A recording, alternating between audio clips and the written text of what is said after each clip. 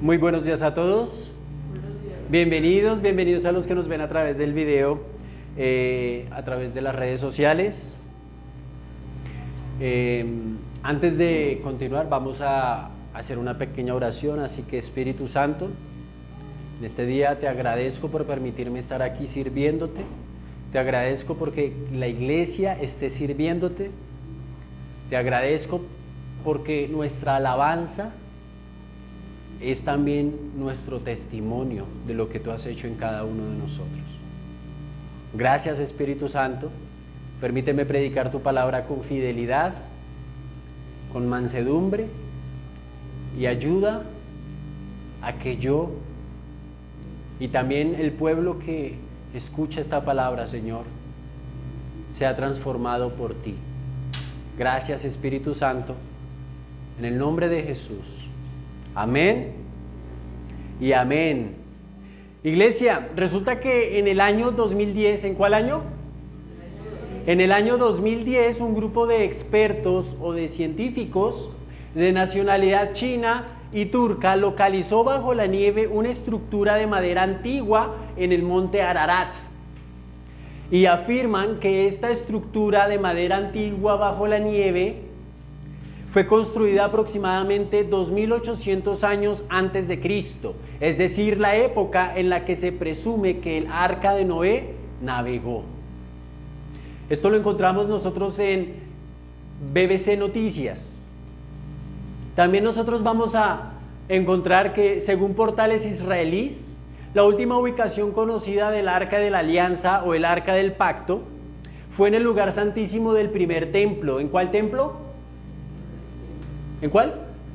En el primer templo. Y sin embargo, tras la destrucción del primer templo, esta desapareció. Se han realizado muchas investigaciones, muchas exploraciones, muchas suposiciones, y hay creencias de su paradero. Hay quienes tienen una creencia del paradero del arca de la alianza o el arca del pacto del Antiguo Testamento y creen que está en Etiopía, en una iglesia, bajo la estructura de esa iglesia en Etiopía. Otros creen que está o ha sido o su ubicación está encubierta por el gobierno israelita para cuando surja la construcción del tercer templo. Ahora, estas búsquedas han creado diferentes obras cinematográficas como Indiana Jones en la búsqueda del arca.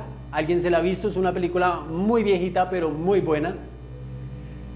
Han surgido películas como El Arca de Noé, que ya nosotros hoy podemos ver en Netflix. Es un poquito o es muy diferente a la narración de la Biblia, pero vamos a poder encontrar diferentes narrativas. Y a lo que voy es que lo que ha aparecido en las películas no es que sea una narrativa bíblica, pero a lo que nos estamos llevando para esta reflexión es que aun cuando no son narrativas bíblicas, son interesantes para el mundo. Es interesante para el mundo saber dónde está el arca del pacto, esa que cargaban los israelitas con los serafines de oro sobre la tapa.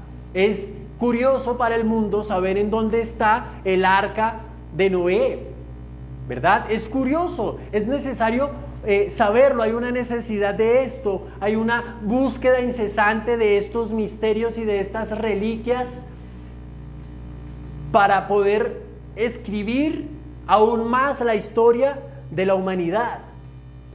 Ahora, ¿qué tienen en común estas dos arcas? ¿Verdad? Es importante que nosotros veamos que habla en el Antiguo Testamento de dos arcas, ¿verdad? Habla del arca de Noé y habla del arca del pacto. ¿Qué hay de común? ¿Qué tienen en común estas dos? Y que a la verdad aún hoy las siguen buscando. Resulta que en la Biblia estas arcas tienen dos cosas en común. Tienen tres cosas en común. La primera es que ambas se hicieron por instrucción de Dios. Ambas, instrucción exacta de lo que Dios quería que sucediera y cómo fueran estas arcas. También se hicieron para la preservación de algo importante. El arca de Noé se hizo para la preservación de la vida con el diluvio.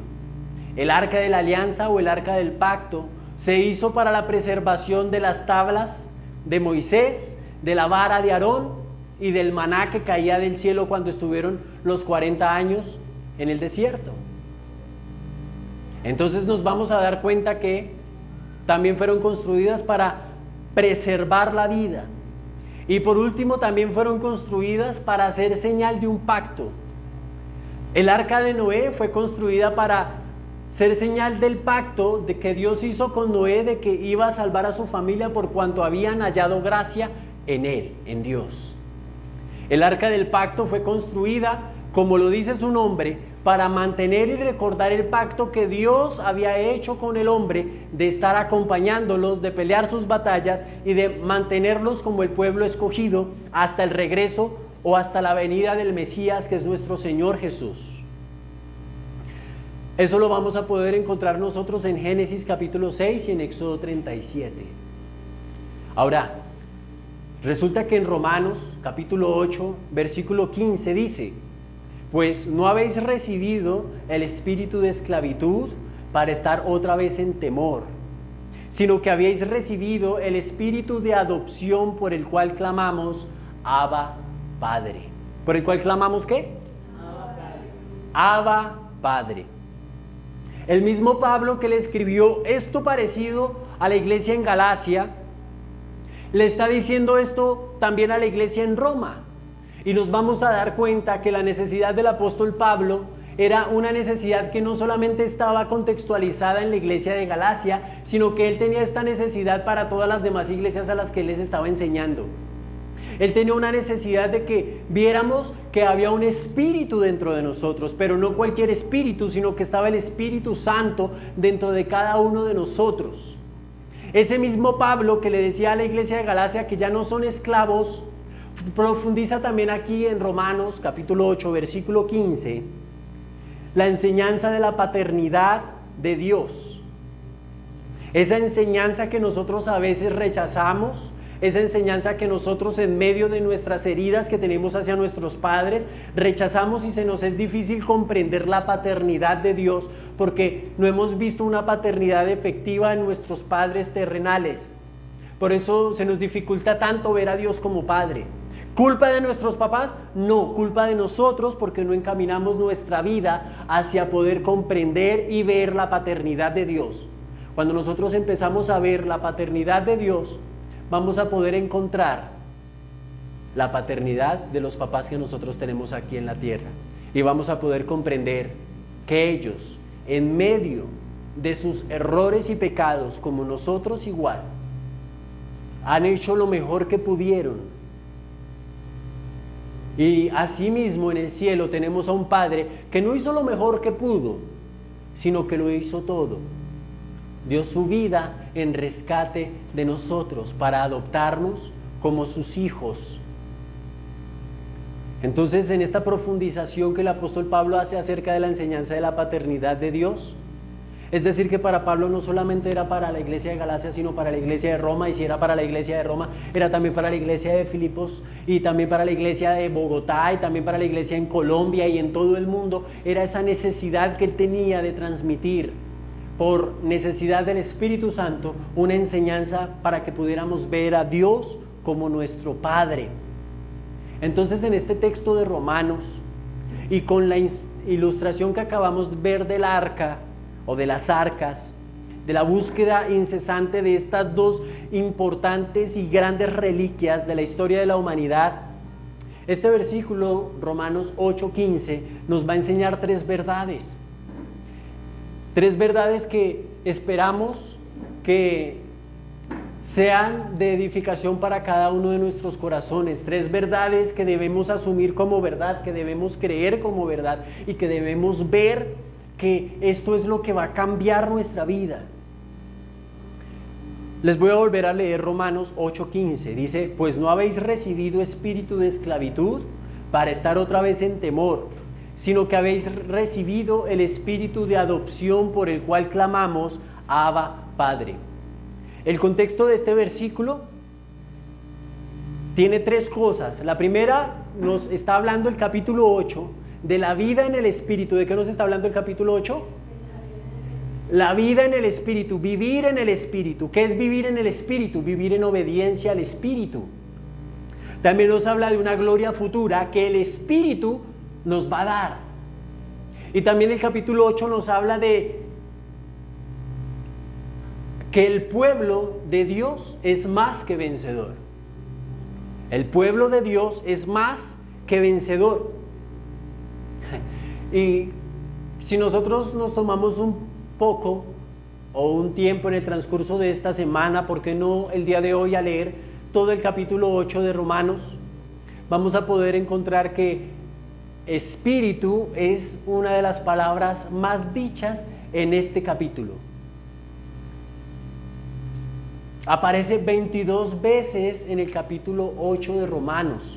¿Y saben cuánto aparece en los demás capítulos en promedio? Una sola vez. Entonces, en medio de este contexto en el que el Señor nos está diciendo que vivamos una vida en el Espíritu, en medio de este contexto en el que el Señor nos dice que hay una gloria futura, y en medio del contexto en el que el Señor nos está diciendo que somos más que vencedores, hay algo transversal, algo central, algo que debemos mantener nuestra mirada, nuestra esperanza y nuestro objetivo, y ese es el Espíritu Santo de Dios. No vamos a poder tener una vida en el Espíritu sin el Espíritu, no vamos a poder tener una gloria futura sin el Espíritu, no vamos a poder ser más que vencedores sin el Espíritu Santo de Dios. No lo vamos a lograr. No lo has logrado hasta hoy sin el Espíritu. ¿Qué necesitas para poder avanzar? ¿Qué necesitas para poder ser más santo? Para poder tener una mejor relación con Dios. Necesitas al Espíritu. ¿Te estás preguntando por qué no avanzas en tu cristianismo? ¿Te estás preguntando por qué no tienes una muy buena interpretación de la Biblia? ¿Te estás preguntando por qué te cuesta tanto orar? ¿Por qué te cuesta tanto creer? ¿Por qué te cuesta tanto venir a la iglesia? Es porque el Espíritu Santo no es el centro de tu vida, como es el centro del capítulo 8 que estamos estudiando hoy.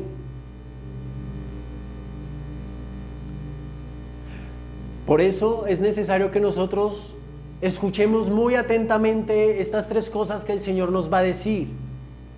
La primera es instrucción. ¿Cuál es la primera? Instrucción. Romanos 8:14, un versículo antes del versículo que acabamos de leer, dice: porque todos los que son guiados por el Espíritu de Dios, estos son hijos de Dios. Porque todos los que son guiados por el Espíritu de Dios, estos son hijos de Dios. Cuando aquí el versículo 14 nos habla de guianza, nos está hablando de una palabra en griego que habla de manejar o soltar también. ¿Habla de qué? Manejar o soltar. ¿Qué es guiar? ¿Qué es guiar? Manejar o soltar. Es decir, es andar conforme a una instrucción. Y esto lo vamos a poder encontrar en Lucas 2:44, en 1 Corintios 2:14 al 16, en Efesios capítulo 1 versículo 17 y en Colosenses capítulo 1 versículo 9. Entonces, ¿qué es tener la guía del Espíritu Santo? Ser o andar bajo la instrucción de Dios. ¿Cuál es la instrucción de Dios? Es la palabra de Dios. No hay instrucción que nosotros podamos recibir de Dios que no esté contenida dentro de la palabra de Dios. La palabra de Dios es la que nos dirige a Cristo, como nos dice Juan 5:39. Es la palabra la que nos guía a Cristo. No es la palabra ese enfoque que nosotros debemos tener, sino que es Cristo. Y si Cristo es nuestro enfoque, cuando nosotros leemos la palabra, nosotros vamos a encontrarnos con Cristo. Pero también esa instrucción y esa dirección habla de una santificación. Juan 5:39. Entonces, iglesia, también tenemos que observar que la instrucción proviene de la palabra de Dios, y esa palabra de Dios nos lleva a una santificación que nos es facultada, es decir, nosotros estamos facultados o tenemos la posibilidad de andar en santificación, es por el poder del Espíritu Santo. Y es por el poder del Espíritu Santo que somos guiados. ¿Y por qué o cómo somos guiados? ¿Qué significaba la palabra guía? manejar y soltar. Es decir, que la santificación, cuando somos guiados por el Espíritu Santo, es que Dios utiliza la santificación a través del Espíritu de Dios o del Espíritu Santo para ser soltados y caminar sobre ese poder. A veces nosotros creemos que la santificación o la guianza del Espíritu Santo es que nosotros andemos como robots en el transcurso de nuestra vida, y resulta que no. Lo que resulta es que cuando el Señor nos dice que somos guiados por el Espíritu Santo, nos dice que Él nos da una instrucción, pero que nos suelta. Padres, madres, cuando nosotros hemos dado una instrucción a nuestros hijos, a esas personitas que nosotros tenemos en la responsabilidad, nosotros tenemos esa responsabilidad de instruirlos para que cuando llegue el momento los soltemos. Esa es la mejor ilustración que nosotros podemos encontrar. ¿Cuál es la ilustración? Que el Señor nos instruye cada domingo, todos los días, todos los años, nos da instrucción a través de la predicación en el púlpito, a través de nuestra lectura bíblica, a través de nuestra oración, para que cuando salgamos del devocional seamos soltados para vivir en santificación según su Espíritu. No podemos esperar y no esperemos que tengamos una santificación satisfactoria o efectiva o real o verdadera si no tenemos un devocional con el Señor, si no leemos su instrucción. ¿Cómo vamos a actuar conforme a una instrucción que no hemos recibido? ¿Cómo vamos a creer en un Dios del que no hemos oído? Iglesia, así como el arca de Noé y el arca del pacto se hicieron con una instrucción, así nosotros somos dirigidos y soltados para tener una vida en el Espíritu. El arca de Noé fue construida según las medidas y según los materiales que Dios le dijo a Noé que construyera, ¿verdad? ¿Cierto que sí? ¿Para qué? Para que después de que fuese construida conforme a esas instrucciones específicas, fuese soltada en el mar sin fin que había en el diluvio. A veces nosotros queremos ser sostenidos ahí, siempre encima de la mano de Dios, pero resulta que Él también nos instruye y nos envía. No tengamos miedo de ser enviados, no tengamos miedo de ser soltados en el arca, o de ser soltados en el mundo, o en medio de las aflicciones, o en medio de las diferentes dificultades o circunstancias de nuestra vida. ¿Alguna vez ustedes, yo lo hice, cuando llovía durísimo en las calles de mi barrio, yo hacía un barquito de papel? Y yo buscaba el primer charco, la primera canaleta donde iba corriendo el agua, y yo hacía ese barco de tal forma, yo decía, bueno, ahora sí lo voy a hacer, porque cuando los hacía se hundían. Iban ciertos metros y ¡prum!, se hundían, ¿verdad?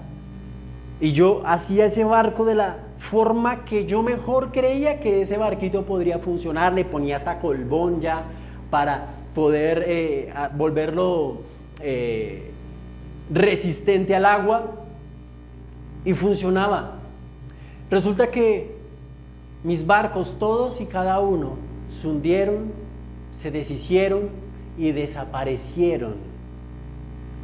Pero los barcos, el barco, el arca que Dios hace en cada uno de nosotros, esa no se va a deshacer, esa no se va a hundir, sino que esa va a permanecer porque Él lo ha hecho, y conforme a su instrucción Él lo va a cumplir. Él va a levantar nuestro cuerpo, Él va a levantarnos del pecado, Él va a perdonar nuestro pecado, Él va a ayudarnos y va a facultarnos para vivir en santificación, en santidad, para darle gloria, para darle honra. Entonces, así nosotros somos dirigidos y soltados para tener una vida en el Espíritu. ¿Por qué? Porque andamos conforme a la instrucción de Dios, que está. ¿En dónde está la instrucción de Dios? En su palabra. Pero a veces ya sabemos esto de memoria, pero Sabemos que ahí está la instrucción, pero resulta que la leemos por un conocimiento, pero no para la instrucción de que nuestra arca no se hunda. Por eso el segundo punto es el pacto. El pacto. Pues Dios ha hecho un pacto con nosotros a través de Cristo. No ha hecho un pacto con nosotros a través de nuestras obras. No ha hecho un pacto con nosotros a través de la cara linda que tengamos. No ha hecho un pacto a través de la cantidad de fajos de billetes que tengamos. No ha hecho un pacto a través del conocimiento teológico que tengamos o del conocimiento en cualquier otra disciplina. Él no ha hecho un pacto en lo que hay en nuestro cerebro. Él no ha hecho un pacto con lo que hay en nuestra sangre. Él no ha hecho un pacto con la etnia que nosotros tenemos. Él no ha hecho un pacto con la lengua, con el idioma que nosotros hablamos. Él ha hecho un pacto con nosotros, es solo y a través de Cristo. Un pacto que nos ha dado a un espíritu valiente y de hijos, como nosotros podemos ver, como nosotros observamos. Iglesia, pues no habéis recibido el espíritu de esclavitud para estar otra vez en temor, sino que habéis recibido el espíritu de adopción, por el cual clamamos, Abba, Padre. Él nos ha dado un espíritu valiente y un espíritu de hijos, con el cual aún en medio de nuestra posición de esclavos, como hemos visto en algunas o en las predicaciones anteriores de Abba, esa posición, en medio de esa posición de esclavos, tenemos permitido clamarle a Él, Abba, Padre. Podemos decirle que Él es nuestro papá y que nosotros somos sus hijos, para ser perdonados y tener el testimonio de un pacto eterno. No es un pacto como el pacto que hizo con el tiempo de Noé, que el arca desapareció. No es un pacto y que aunque el arca fue cubierta de oro, el arca del pacto, y tenía ángeles encima de su tapa, desapareció. No es esa simbología del pacto, son los objetos del pacto. ¿Y quiénes son objetos del pacto? Nosotros, ustedes y yo somos objeto y el objetivo que Dios tenía para poder realizar un pacto. No es absolutamente nada más, sino tú y yo que hemos recibido un pacto de parte de Dios por la obra de Cristo. Un pacto eterno escrito en nuestro corazón y detallado en la Biblia. Es un pacto que nosotros tenemos ahí en nuestro corazón, que arde cuando escuchamos las palabras de Dios. Y a veces nos preguntamos en dónde está el arca. Y el pastor constantemente nos está diciendo, bueno, traigamos el arca a la iglesia, y espero que ninguno haya comprado el arca del pacto chiquitica y la tenga por allá encima de una mesita de noche, o haya impreso el arca de Noé, porque a veces nos preguntamos, ¿dónde está el arca? ¿Dónde está el arca, iglesia? Déjenme decirles que el arca no está en el monte de Ararat, como dicen aquellos expertos chinos y turcos. El arca no está tampoco en esa iglesia antigua en la Etiopía. El arca está en tu corazón, el arca está en mi corazón, porque ahora es allí donde habita el Espíritu Santo de Dios. Él ha manifestado su pacto redentor y su gloria futura, y eso está escrito en tu corazón. Eso no está escrito en las letras que están escritas en tu iglesia. Eso no está escrito en los ataúdes o en las lápidas en los cementerios. Ese pacto está escrito en tu corazón, y nada ni nadie lo va a poder borrar, ni ángeles ni demonios, ni lo alto ni lo bajo. Ninguna fuerza va a poder borrar eso. Y así como el arca de Noé y el arca de la alianza son señal del pacto eterno que Dios ha hecho con el hombre, nuestro clamor de Abba, nuestro clamor de Padre mío, te digo Padre, aun cuando soy esclavo, para que me liberes, eso es señal de un pacto que Dios ha dispuesto, sea porque Cristo es nuestra arca. ¿Saben? Cristo es nuestra arca en el diluvio. Cristo es quien carga el arca de la alianza por nosotros.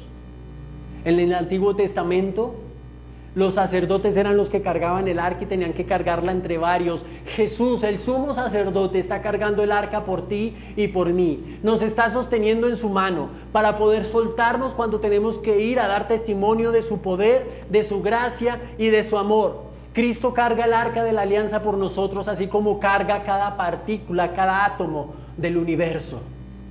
Así como carga las fuerzas cósmicas. Así como carga la materia oscura y así como mantiene los hoyos negros en el universo, así mismo sostiene cada uno de nuestros corazones en particular. Así como sostiene las supernovas, así sostiene nuestro corazón en particular, así como sostiene las galaxias, así como sostiene el universo, Él te sostiene a ti, individualmente, particularmente, amorosamente. ¿Para qué? Como lo dice el tercer punto, para preservar. Su objetivo es preservar. Romanos capítulo 8, versículo 17 dice: y si hijos, también herederos, herederos de Dios y coherederos con Cristo, si es que padecemos juntamente con Él, para que juntamente con Él seamos glorificados. Romanos capítulo 8, versículo 17. Juntamente y herederos, ¿se dieron cuenta que se repiten 2 veces? Herederos de una glorificación, de un tiempo en el que no habrá llorar ni crujir de dientes. Un tiempo en el que estaremos juntamente con Cristo, pero no para condenación, sino juntamente con Él en su reinado, en ese reinado que va a venir y va a perdurar por los siglos de los siglos, juntamente con Él en oración y amor, porque Él nos ha dado una heredad que no se corrompe. No se corrompe por la polilla o el óxido como se corrompen nuestras monedas y nuestros billetes. Tampoco se va a corromper por la envidia o la codicia, sino que va a ser preservada por el poder y la bondad de Dios. No hay nada que pueda corromper el amor y la bondad de Dios porque es santo. No hay nada que pueda hacerle cambiar de opinión, aun cuando tú has pecado. Si vienes en arrepentimiento, el Señor te perdona, porque Él preserva su amor hacia ti. Él preserva su amor hacia mí. Y por eso estoy yo aquí predicando parado. Por eso yo estoy aquí y no he sido dispersado en átomos en este mundo. Es porque Él me sostiene, es porque Él te sostiene. Vamos a ser preservados por el poder de su bondad, porque Él nos ha llevado a estar juntamente con Él y con Él sentarnos en la mesa. Porque así como nos lo muestra la parábola de Lucas, capítulo 14 del 15 al 24, nosotros vamos a poder ver que a esa mesa no se van a sentar los que se creen a sus propios ojos espiritualmente ricos. A esa mesa no se van a sentar los siervos que han resultado suficientemente útiles. En esa mesa no se van a sentar los que están casados con Cristo, dicen que son así, pero no viven como tal. Dicen que están casados como Cristo, pero no viven como alguien que ha estado o que tiene una relación con Cristo. ¿Saben quién se va a sentar con Él en la mesa? Se sentarán aquellos que saben que son pobres de espíritu y que necesitan más de su Espíritu Santo. Se sentarán aquellos que son mancos, pero aunque son mancos, sirven con las manos que no tienen. Se sentarán cojos que, aunque sea arrastrándose, llegarán a sus pies. A esa mesa se sentarán ciegos que con un toque de su amor y de su misericordia podrán ver su luz. No se va a sentar el que se cree a sí mismo santo, se va a sentar al que Él ha hecho santo. No se van a sentar los suficientes, se van a sentar los insuficientes que necesitan cada día más de Él. Por eso yo creo que me voy a sentar con Él, porque soy un pecador más. Soy uno más que necesita de su gracia, soy uno más que necesita de su pan, soy uno más que necesita de su amor. Soy uno más que necesita. Tú eres uno más que necesita.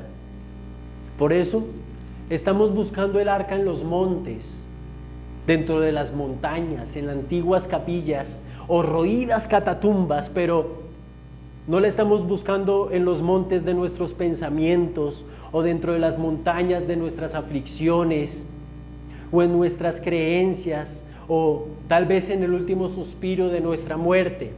Pero es hora de que lo veamos y lo busquemos en nuestro corazón, donde Él ha escrito su gracia, su amor, su redención. Debemos buscarlo firmemente, pero solamente en el nombre de uno, en el nombre de Jesucristo. Busquémoslo hoy, busquémoslo mañana. Aunque no lo encontremos, continuemos haciéndolo, continuemos buscando, continuemos necesitando. Porque la muerte de la espiritualidad es cuando dejo de necesitar a mi Señor. Así que por favor pongámonos de pie.